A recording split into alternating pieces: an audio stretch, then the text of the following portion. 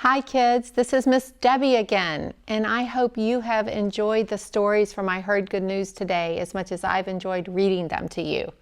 So today is our fourth week and our fourth story, and this time it's about some people in China.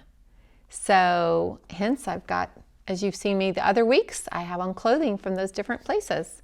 So today this is an Asian shirt. So anyway, I hope that you enjoyed this story today, and let's dig in. The title of our story today is All Power is Given to Me. This story took place in the 1900s, 1930 to 1982, actually over a long period of time. We're going to learn about two people when they were young and when they were older. So let's go. Let's learn about loving others today. Far away in the country of China lived two little girls. One was Chinese and her name was Ai Hua, or Love Flower. Her parents died, and so she was adopted by a missionary lady who gave her the name Lucy Jameson. The other little girl's name was Winifred. She was the third child of American missionaries to China. Lucy and Winifred were best friends. From the time they could walk, they played together. They dug tunnels in the sandbox, they waded in the brook, and they even picked bouquets of flowers for their mothers.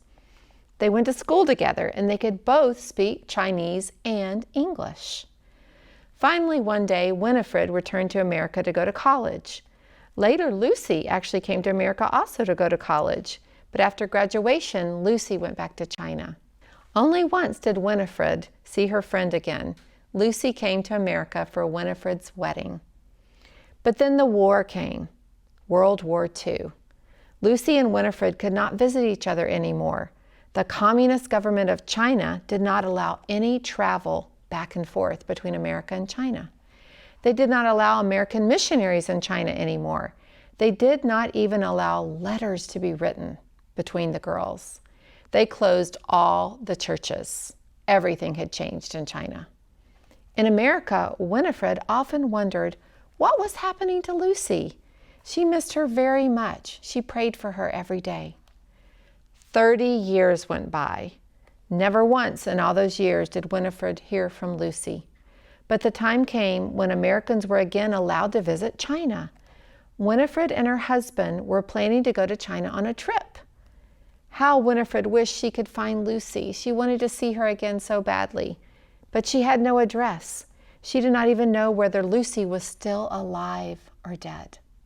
Before Winifred and her husband left for China, her brother-in-law went to Switzerland on a church business trip. While he was there, he met a Chinese man, also there on church business. They both talked together in English. "You speak very, very good English," said Winifred's brother-in-law to the Chinese man. "How did you learn it?"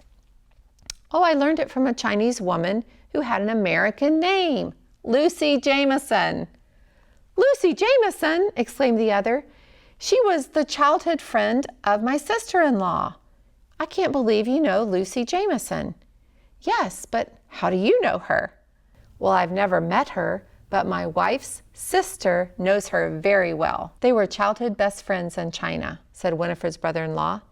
To their great astonishment, these two men discovered that out of 1 billion people in China, they both knew Lucy Jameson. That is how Winifred heard about her friend Lucy again. She got her address and they wrote to each other. When Winifred and her husband visited China, they went to see Lucy. It was such a great reunion. Lucy wasn't a little girl anymore, neither was Winifred. But Lucy's beautiful black hair had now turned to gray. She had been in prison for her faith in Christ for 20 years. But her brown eyes were just as full of kindness and joy as they'd ever been. Jesus had been with her every day in prison. Lucy and Winifred had so much to talk about. Winifred had had 4 little girls of her own, and Lucy had not married, but she adopted 3 little girls just as she had been adopted. After being released from prison, Lucy was now living with the youngest daughter and teaching at a university in China. When they finally had to say goodbye to each other, Winifred said to Lucy, "If I don't see you again on earth, I know I'll see you in heaven." Lucy smiled happily and replied, "Yes, and it may be sooner than we think. Kids, isn't this a neat story about two little girls who were so different on the outside? One was Chinese, one was American, one was adopted, one was from her natural parents, but they became best friends. And they were friends all the way till college. And then they still saw each other when Lucy came to visit Winifred in America for her wedding. But then because of a war, they were separated for decades, 10, 20, 30, 40 years. And finally, God enabled them to meet again. Winifred had never stopped praying for Lucy, and Lucy probably had never stopped thinking of Winifred. And thank God for a friendship that lasted over many, many years because Jesus was at the center of their friendship. I hope you can find a friend like that.